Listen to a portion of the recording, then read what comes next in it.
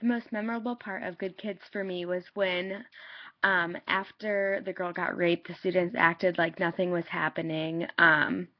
They all talked about how it wasn't rape and no one could prove that anything happened, even with all the videos that were uploaded to Twitter and Facebook. And I was also shocked about how the parents were like so protective of their children, and they all said that this girl was trying to ruin their lives and that their child would never rape them because they're a good kid. Um, and it's just unbelievable how people will lie to protect themselves and their children, obviously. And one of the major themes I saw was oppression.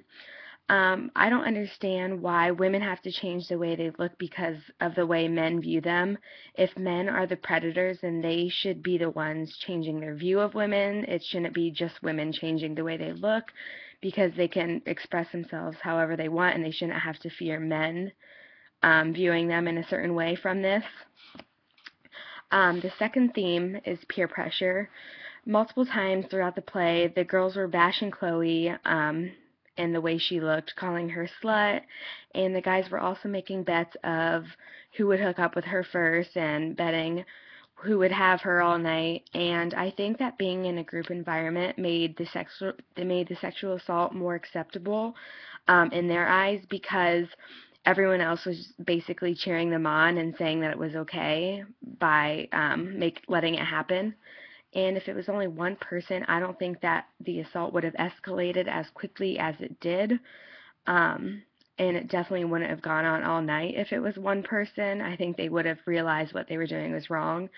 The third is human nature. The boys and girls were so quick to judge Chloe on what she was wearing, and this is the reason why they were saying she was asking for it. I don't think if she was dressed more appropriately, I don't think they would say that she was asking to be raped because no one is asking to be raped. I think that if they would get to know her on a more personal level, they wouldn't say the things they did say about her. And then one example that set Good Kids apart from Intimate Apparel was the fact that Good Kids had more casual language. It was a lot more understandable, especially for kids my age. I think this is a difference between time periods. The kids spoke in like texting voices and slang voices, which is a lot easier to understand. My second example is that Good Kids went back and forth between the present and the past, whereas Intimate Apparel was a timeline of events happening in order. So Good Kids had flashbacks.